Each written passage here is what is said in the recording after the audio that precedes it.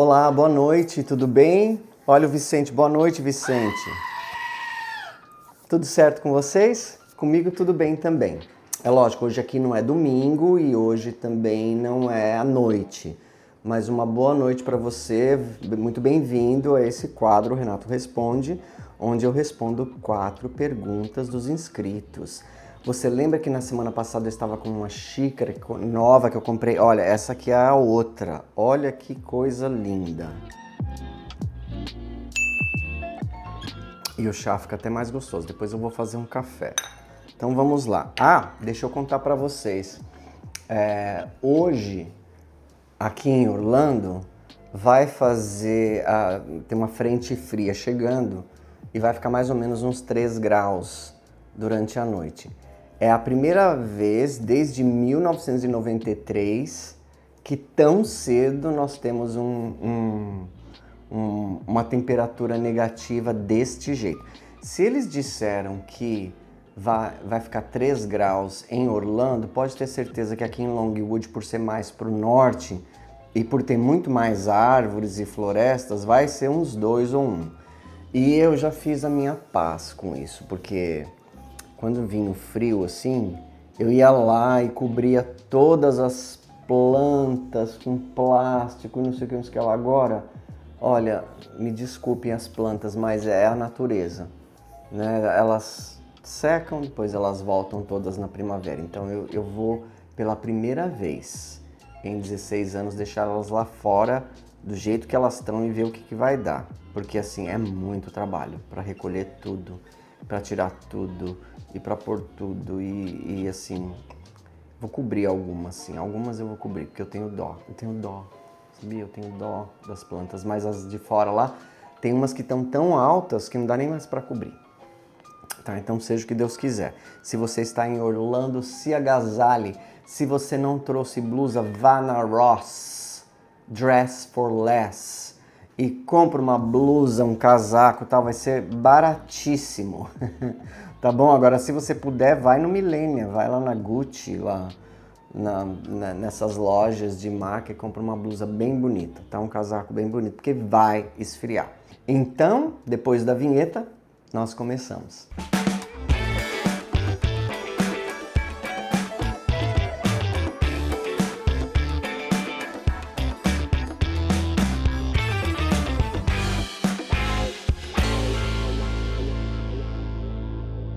Vamos lá então, a primeira pergunta é feita pela Eliette Dias. Vamos lá, Eliette, vamos ver o que você perguntou. Renato, o que você pode me dizer sobre artistas plásticos que, assim como eu, desejam incluir suas obras em projetos de design? Existe realmente a possibilidade de ganhar dinheiro com a venda de obras de arte aí? Como isso funciona? Olha, Eliette, eu tenho a minha amiga que ela é... a Ana Vasconcelos, ela é artista plástica, ela desenhou o papel de parede que eu estou olhando aqui. E quando nós reformamos o escritório novo, eu pedi para ela fazer um outro papel azul e ela fez uma arte que daí nós ampliamos e mandamos imprimir num papel de parede, pagamos o instalador para instalar. Olha só o português. Então, é assim... Eliette, eu acho que, no meu caso, tá, que eu trabalho com os brasileiros, cada dólar custa para ele quase R$6, 5,50 mais taxas para mandar, certo? Então, por exemplo, um quadro de $1.000 sai R$6.000 para eles. Então, se é uma casa de temporada ou é uma casa... Mesmo que a pessoa seja classe média alta no Brasil, é caro pagar $6.000 num quadro, né? Sendo que você vai ali na Home Senses e não sei o que, tem N quadros, até na Light Styles, por 150 você compra uns quadros bonitos. Eu acho que quando nós vamos decorar uma casa, eu olho para a arte em si, mas eu olho mais também para a moldura, para o passe-partout, para os detalhes do quadro, porque dá muita beleza. Às vezes a arte pode nem ser tão bonita, mas se tiver uma armação e um passepartout, e depois tiver aquela coisa de metal em volta do passepartout, e depois o vidro, e depois fica bem impressionante, bem bonito. Eu nunca consegui que um cliente comprasse uma obra de arte para colocar numa casa. Já saí com clientes para procurar quadros e coisas que nós víamos lá na Lightstyle de Downtown Orlando, nossos quadros lindos, $1.000, $1.200, tal. Ninguém nunca quis comprar, tá? Realmente fica muito alto para eles. Eu acho que para o mercado de luxo existe a possibilidade de você vender as suas artes, mas elas teriam que talvez passar por uma galeria, para as pessoas comprarem numa galeria. Eu acho que ganhar dinheiro hoje você consegue, talvez arrumando um agente, assim como a Ana fez, para ter as suas obras oferecidas para lojas como HomeSense, Target, que daí eles pegam a sua obra e você ganha uma porcentagem daquilo que vende, e aí eles multiplicam por 1.000, 2.000, 10.000 e distribuem nessas lojas ao redor dos Estados Unidos. Aí você ganha um bom dinheiro. Ao contrário disso, fazer as obras individuais, eu acho que se você colocar online para vender, pode ser que venda sim. E assim, vida de artista todo mundo sabe, né? Não é fácil, né? Viver de arte. Depois que você conseguiu um nome, e você, lógico, tem uma arte muito boa, e você conseguiu um nome e exposição e tal, aí as pessoas, os ricos e famosos vão querer a sua arte, mas eu não sei exatamente como chegar nesse ponto, tá bom? Obrigado, viu, Eliette? Pergunta número 2, vamos lá, Renato. Quem fez a pergunta foi a Érica. Vamos lá, Érica. Então vamos lá. É uma pergunta enorme, deixa eu pegar um fôlego aqui. Renato, percebo que muitas coisas que você mostra estão em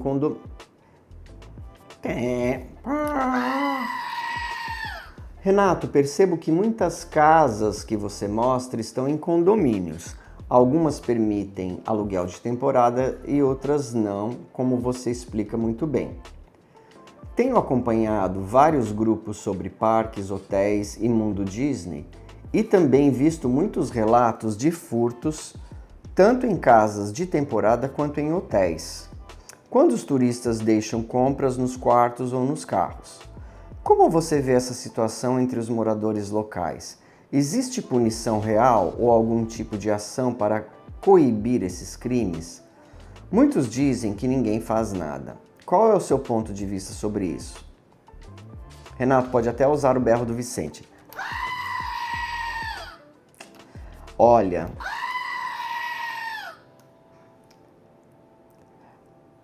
se alguém der um tapa na cara de alguém, um murro, mostrou uma faca, a polícia vem e dá problema. Agora, furto realmente... Olha só, uma vez eu tive um cliente que ele ficou nesses hotéis que, na verdade, o nome correto são motéis, né? Motel aqui é diferente do que é um motel no Brasil. O motel aqui é quando o hotel tem as portas para fora. Você abre a porta, você já está na rua, no estacionamento. E hotel seria quando os quartos têm as portas para dentro. Tem uma portaria e tem uma porta para dentro. Então assim, se você ficar em um hotel baratinho, é só para dormir mesmo, $100 tá bom, $80 tá bom, $50 tá bom. Aí você fica nesse hotel baratinho que tem a porta para a rua e fica trazendo sacola, e fica trazendo sacola, e fica trazendo sacola. Pode ser que alguém arrombe essa porta e leva todas as compras. Eu tive um cliente que aconteceu isso. Foi na polícia, mas aí assim, esses hotéis geralmente também não tem câmera, né? Não tem segurança, às vezes não tem porteiro, não tem ninguém na recepção e blá blá blá. Aí fica difícil, né? Ajudar a polícia. Vai chamar um sensitivo lá para descobrir, uma bola de cristal, descobrir quem é o ladrão, aí fica difícil para a polícia ver. Uma coisa que tem acontecido também é nesses shoppings, Florida Mall, Millennium Mall, as pessoas vão com a mala dentro dos brasileiros, né? Não tem nenhuma outra nacionalidade que faz isso. Os brasileiros vão com a mala nas lojas, enche aquela mala, leva para o carro, descarrega, pega a mala vazia, entra de novo no shopping e volta aquela... E aí quando chega lá o carro tá arrombado e levaram tudo. Então já aconteceu e acontece, entendeu? Acontece. Então assim, o que se faz nesse caso? Faz um boletim policial, você vai lá, você conta tudo e tal, e eles vão tentar pesquisar, ver se tem alguma câmera, alguma coisa, mas geralmente, como as pessoas falam, não dá em nada, tá? Porque é perda material. Quando é um negócio, como eu falei, brincando, mas é sério, quando é um negócio assim pessoal, uma ameaça, você mostrar uma faca para uma pessoa aqui, você vai para cadeia, entendeu? Então quando é uma coisa assim, um tapa na cara, uma agressão, bateu o carro, o cara saiu do carro, foi lá e chutou seu espelho, você anotou a placa, daí tem consequência. Então assim, tem que tomar cuidados, né? Você tem que tomar cuidados. Você foi ao shopping, você comprou as coisas, você põe no carro e você vai pro hotel. Você vai pro hotel, escolhe um hotel que tem um porteiro, veja se o hotel tem câmera no lobby, se tem câmera no corredor, se tem câmera no elevador. Coloca as coisas dentro do seu quarto. Coisas de alto valor, coloca dentro do cofre. Coloca relógio, essas coisas tudo dentro do cofre. Se tiver um laptop caríssimo, pede para a portaria botar no cofre do hotel. Então não é porque é os Estados Unidos que não tem furto. Tem furto sim. Tem furto sim. E as casas de temporada, infelizmente, mesmo as que tem portaria, todo mundo tem o código da... Porque assim, você pede uma pizza, vai entregador de pizza, tem que dar o código para o entregador de pizza passar no portão. Vai a pessoa limpar o código. Então assim, acontece. É mais difícil acontecer em casas de temporada, tá? É mais difícil. Eu acho que se você pretende comprar um monte de coisas, né? Você pretende comprar muitas coisas, pesquisa já na hora de alugar a casa para ver se a casa tem câmera na frente, na porta da frente e na porta dos fundos. Porque se tiver câmera, a pessoa desconversa e vai para a próxima, né? Para mais fácil. Condomínios com portaria. Com porteiro, não só portaria, o portão levanta e abaixa, entendeu? Portaria com porteiro, aquele que você tem que se identificar para entrar. Porque daí quando você chamar a polícia, eles vão olhar lá na portaria quem que entrou. Entendeu? E aí, se você insistir um pouco, eles podem até achar a pessoa que fez isso. Mas, se não, como é furto e perda material, realmente, na maioria dos casos, não acontece muita coisa mesmo, infelizmente. Tá? Porque num lugar que recebe 88 milhões de turistas por ano, você acha que a polícia vai dar conta de que roubou isso, roubou aquilo? Não dá. Não dá conta. Se roubaram até o Louvre, não vão roubar uma casa de temporada? Um quarto de hotel? Se vão. Tá bom? Vamos lá na terceira pergunta. Renato, você sempre comenta que o ar dentro das casas é mais puro por causa do filtro. Com que frequência o ar-condicionado deve ser limpo e qual é o custo médio desse serviço? Muito boa sua pergunta, Ricardo. Ricardo de Leon. Ricardo, é assim, o ar dentro das casas é mais puro do que o de fora, sim, por causa do pólen, da poeira, da fumaça e etc e tal. Então, quando o ar entra dentro da casa, ele passa por um filtro e você consegue perceber que esse filtro fica muito sujo, entendeu? Então, o ideal é que você troque o filtro uma vez por mês. O filtro é fácil, você vai ali na loja, compra um, abre, tira o velho, põe o novo. Você vai ver que o filtro, depois de um mês, ele está cheio de poeira. Mesmo as casas não abrindo as janelas, tá? Porque só de você entrar e sair, entra poeira também. E aí, esse filtro é baratinho, custa 14, 10 dólares um filtro, é baratinho. Para você mandar, você não precisa mandar limpar o ar-condicionado uma vez por mês. O ar-condicionado, a limpeza de coils que a gente fala e a revisão, você deve fazer a cada 2 anos. Custa mais ou menos uns 500 dólares. 500 reais, se você não converter. A cada 2 anos. Na minha casa, o ar-condicionado lá está há 5 anos. Como nós compramos de uma empresa que fazia esse serviço nos primeiros 2 anos, eles foram lá e fizeram manutenção no ar e limparam nos primeiros 2 anos, depois não limpou mais nada, tá? Agora, esse é um ponto, tá? A máquina do ar-condicionado. O mais importante é limpar os dutos do ar-condicionado. Porque você pode botar uma máquina de ar-condicionado novinha lá, mas aqueles dutos, principalmente se é uma casa de revenda que tem 40, 30, 50 anos, esses dutos estão sujos. Então, na minha casa, quando eu comprei a minha casa, depois que a obra terminou, porque não adianta você fazer antes da obra começar, porque depois corta, não sei o que, tal, às vezes eles esquecem de desligar para fazer poeira, entrar poeira, tal, e aí é um dinheiro jogado no lixo. Mas depois que a obra termina e você pede para limpar esses dutos, sai muita sujeira. E você vai perceber que depois de uns 2 anos, você vai começar a sentir um cheiro meio de mofo. Aí é a hora de chamar uma empresa especializada em limpeza de dutos. Eles vêm, eles jogam um cordão dentro que vai batendo assim, ele vai chacoalhando esses dutos e vai saindo essa poeira, e do outro lado eles estão com um saco assim, toda aquela coisa, essa sujeira sai. Então, a cada 2 anos a gente faz também. A minha casa já está no ponto de fazer novamente. Custa mais ou menos entre 600 e 800 dólares para fazer uma limpeza de dutos. Acho que 3 anos é suficiente, tá? E daí eles colocam shampoo, aromatizante, esterilizam. Uma outra coisa também que eu comprei para minha casa é o seguinte: na máquina do ar-condicionado tem aquele duto que sai. E agora tem uma tecnologia que eles colocaram, eu paguei para colocar, foi 1.000 dólares.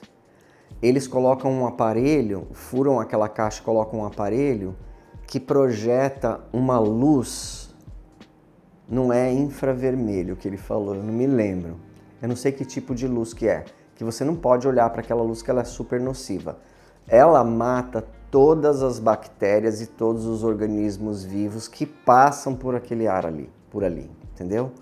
Então assim, aí a casa fica com o ar mais puro ainda. Inclusive, quando nós temos assim aqui o governo mede a quantidade de pólen no ar, a prefeitura. Se você entrar no website, eles dizem como é que está a quantidade de pólen no ar.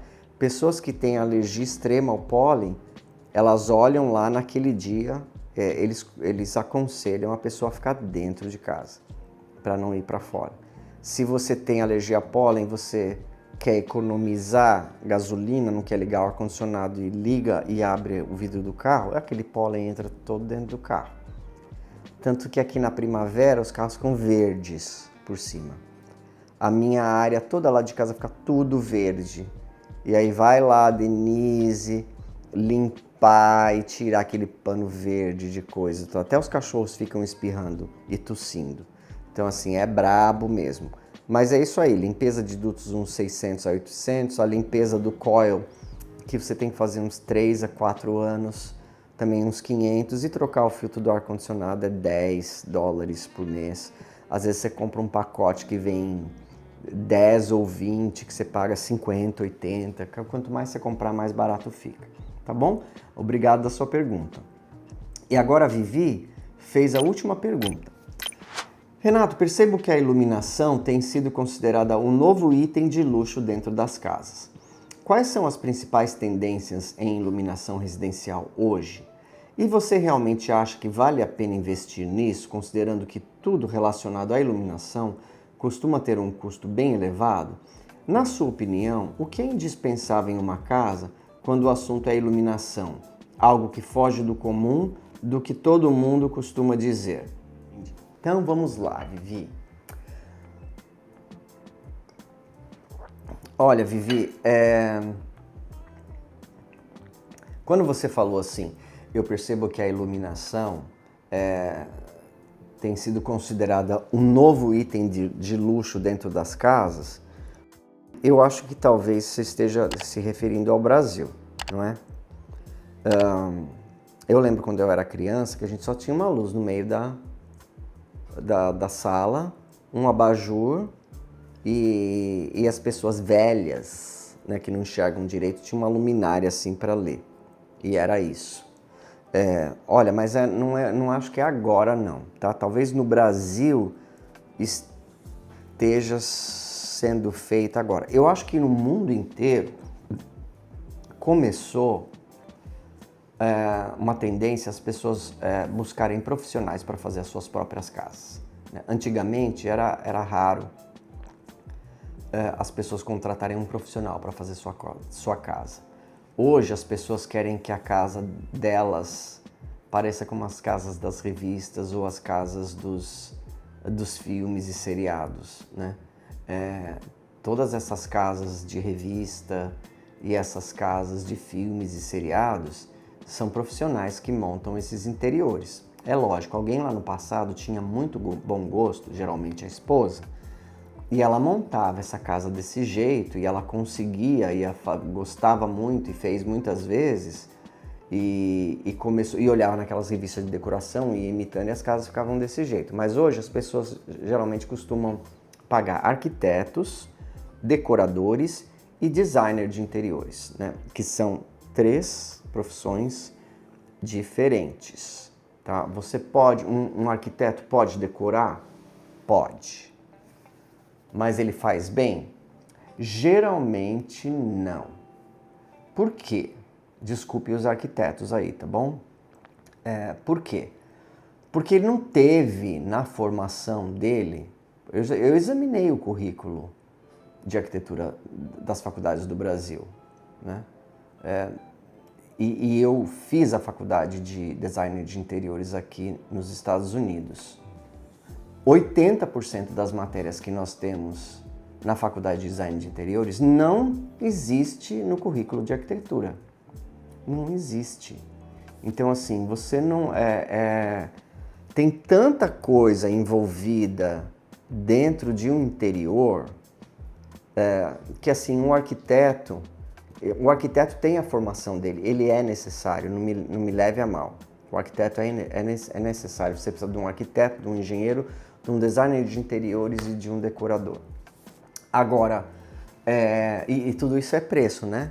Começa dali tem designers de interiores que são mais caros do que os mais caríssimos arquitetos.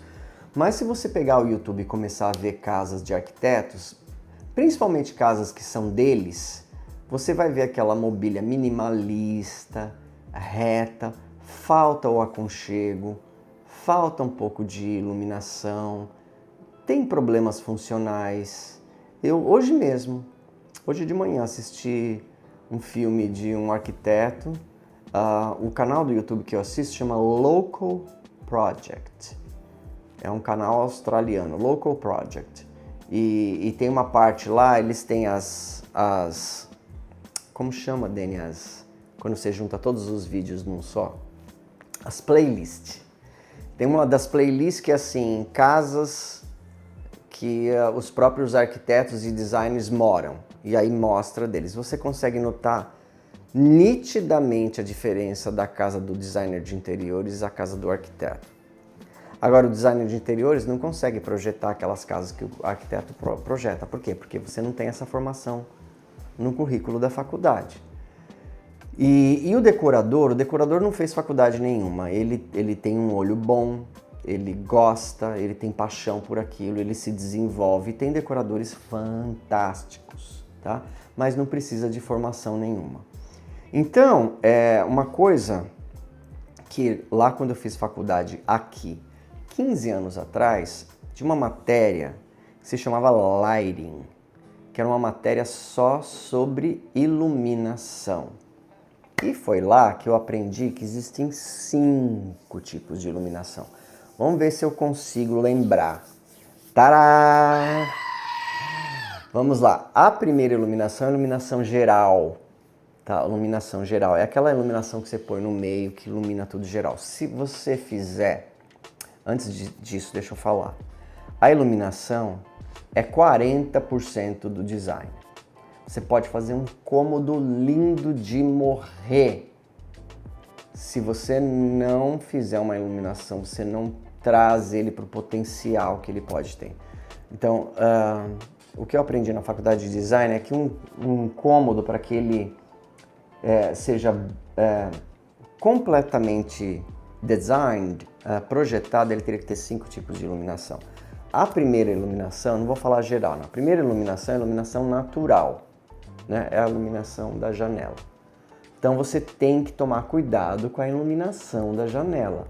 Se você pintar a parede de branco e do outro lado daquela janela tiver um gramado, o quarto vai ficar verde. Porque o reflexo da grama vai nas paredes e as paredes vão ficar verdes. Então você tem que saber isso. Né? O arquiteto aprendeu isso? Não sei, nunca vi um arquiteto que soubesse disso. Então você tem que às vezes aprendeu sozinho também. A iluminação natural é um ponto forte, você tem que ver de onde vem a luz. Para onde que ela passa? Onde ela passa no verão? Onde ela passa no inverno? Aonde ela vai projetar? Ela vai ter sol no sofá? Se tiver, o sofá vai descolorir. Por que closet não tem janela? Porque o sol e a luz queimam as roupas. Então é por isso que queimam as roupas. Então iluminar todo um closet pode ser que o seu casaquinho da Chanel vai ficar com os ombros descoloridos. Aí você vai ter que mandar tingir. Aí... Entendeu? Então, assim, as pessoas que fazem closet, talvez não sabe disso não, viu? Porque são as empresas de closet... Eu nunca vi um designer de interiores que projeta closet. Então, são pessoas projetistas de closet. Então, assim, tem que tomar cuidado com isso. Então, a primeira é a iluminação natural. A segunda é a iluminação geral. Aquela no centro que ilumina tudo. Você faz um ambiente lindo, você põe só uma luz lá no topo, pronto. Não vai aparecer, não vai ficar bonito. Você não vai chegar e falar assim, uau! Você vai, nossa, que lindo e tal, mas... Entendeu? Depois a gente tem a iluminação de circulação. Por exemplo, você tem um corredor, mesmo que tenha iluminação geral, mas aí você tem uma escada e você ilumina aquela escada para pisar. Você tem esse corredor, você faz uma fileira de luz para iluminar o chão do corredor. Depois você tem a accent, que é a que acentuam as coisas. Você tem um papel de parede, aí você tem uma luz que projeta ali e dá um brilho nele. Entendeu? E aí ela lava a parede, a gente chama wash. Ela lava a parede. E aí você tem uma obra de arte, você tem um quadro, né? Aquele quadro tem uma iluminação só dele para mostrar ele, ou ele tem uma embutida mirada para ele. Você tem uma lareira, você pôs um quadro na lareira.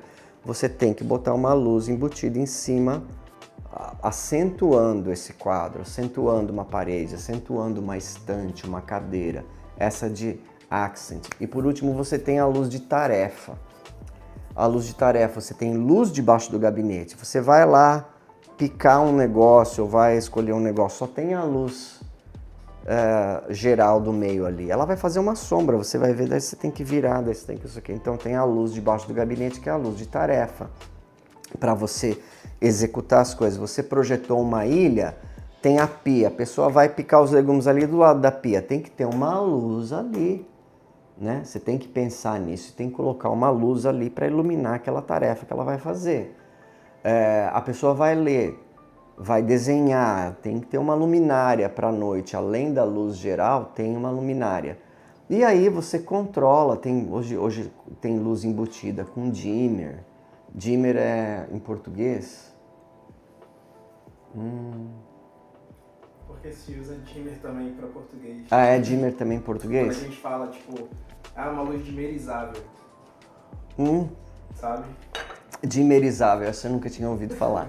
Então aí você aumenta a potência da luz e diminui a potência da luz. Então aí você consegue controlar. Então, se você tiver essas 5 no ambiente, quando você entra e você olha, você fala, uau, que coisa linda, que capricho, que perfeição. Agora, se você tiver só uma luz no meio, uma das minhas críticas era uma das minhas críticas a Jean Stauffer. Que o trabalho da Jean Stauffer é quase impecável, quase, né? Não existe ninguém perfeito. Às vezes eu vejo alguns problemas de funcionalidade nas coisas que ela faz. Mas quando ela sempre mostra as fotos ou tal, só tem luzes do centro, só uns pendantes, assim, bem estilo clássico. E eu nunca vi nenhuma luz embutida, nenhuma luz de assento, nenhuma luz de tarefa. Mas quando eu fui na casa dela, no Michigan, 2 meses atrás, eu entrei na Madison e eu vi que as luzes embutidas não aparecem nas fotos e não aparecem no filme, mas tinha luzes embutidas e tava assim, um luxo. Tava um luxo. Então eu acho que é isso que você está querendo dizer. Eu acho que quanto mais as pessoas estão contratando profissionais para fazer os interiores, mais atenção tem se dado a isso, né? No Brasil, pode ser um absurdo de caro, aqui não é. Aqui é baratíssimo. Eu vou dar um exemplo para você, não sei se você consegue ver essas luzes embutidas aqui. À noite, à tarde, ou quando o dia está escuro tal, e a gente acende, fica a coisa mais linda, né? Fica a coisa mais linda. E essas luzes custam $50 num pacote com 10. E para colocar, o eletricista, as pessoas cobram $30 por ponto. Então assim, é ridículo. Daí a luminária, daí pendantes como esse você compra na Amazon e você põe. Ah, mas não tem interruptor para acender essa lâmpada, vai ter que quebrar a parede. Não, hoje tem acendedores Bluetooth, né? Você, com a bateria para 4 anos, você instala ela lá em cima, né? Se bem que no Brasil a laje de concreto é mais chato, né? Aqui é tudo drywall, é bem mais fácil. Mas não precisa quebrar a parede, ligar o fio, não. Você faz ela tem um aparelhinho que liga todas elas nesse aparelhinho, você instala o Bluetooth ali e acende essas. Inclusive nas casas que nós decoramos, todas as luzes que eu ponho a mais, eu não mando quebrar a parede, não, só se for reforma mesmo. A gente vai instalando e vai colocando esses acendedores Bluetooth e vai iluminando tudo e fica lindo de morrer, tá bom? As tendências, eu acho que isso não é tendência, tá? É uma coisa que se estudou há muito tempo e que tem se feito há muito tempo. Uma coisa que eu acho que tem sido tendência, até mesmo no coffee bar, instalar aquelas luzes para baixo assim, bonitas, instala no coffee bar, instala nos quadros, instala... Isso aí tem sido uma moda mesmo, tá pegando assim em tudo quanto é coisa que eu vejo. Essa é uma tendência. Essas luminárias podem custar de $50 a $5.000, né? O céu é o limite, como eu sempre digo para os clientes, né? Ah, quanto vai custar a decoração? Ah, meu amigo, o céu é o limite. Vai custar o quanto você quiser. Se tiver 10 mil, vai parecer de 10 mil. Se você tiver 100 mil, vai parecer de 100 mil. Entendeu? Então, assim, essa é uma tendência que eu vejo. Agora, outra coisa, né? Ninguém mais está usando luz. Eu acho que se chama de croica, né? Que é aquela luz que esquenta pra caramba, ninguém tá mais usando. Quase tudo hoje é LED, né? São luzes frias que têm temperaturas diferentes, tem bem branco, mais amarelo, mas eu sempre uso aqui nos Estados Unidos a soft white. A soft white, ela é um pouquinho amarela, mas ela não é muito amarela, mas ela também não é que nem de hospital. Eu acho que fluorescente, essas coisas já nem tem mais para vender, né? Lâmpada incandescente, acho que nem tem mais para vender aqui nos Estados Unidos. Eu não sei porque eu não compro, tá? Eu só falo onde eu quero e as pessoas vão e põem. Quando eu tinha que comprar era um sufoco, porque você vai na loja aqui, é um corredor inteiro de lâmpada. É um corredor inteiro de lâmpada e eu não sei o nome, a boca, não sei o que, então eu falo o que eu quero, os profissionais da área vão saber o que é. E você que está assistindo, o que você acha? Vale a pena investir num bom projeto de iluminação? Você acredita que faz realmente diferença? Deixa aí nos comentários para eu saber, tá bom? Gente, muito obrigado. Essa foi a última pergunta de hoje. Espero que você tenha gostado das respostas e das perguntas e eu vejo vocês na quinta-feira. Nós temos aqui, depois do quadro e depois dos vídeos de quinta, uma pequena mensagem da Associação Amigos de São Francisco, que nós estamos ajudando a propagar a informação de que eles precisam comprar o terreno para aqueles centenas de animais que eles cuidam, tá bom? Assiste aí depois, se você puder fazer uma doação, muito obrigado. Pode ter certeza que vai voltar tudo para você, tá certo? Tenha uma excelente noite de domingo, vá dormir cedo, não fique na televisão até 1, 2 horas da manhã, que senão amanhã você acorda acabado. Acabado. O ser humano não foi feito para ficar acordado até 2, 3 horas da manhã, tá bom? Vai dormir cedo que você vai ver que você vai acordar super revigorado. E tenha uma ótima semana de trabalho. Nós nos vemos na quinta-feira às 18 horas do Brasil. Tchau, tchau.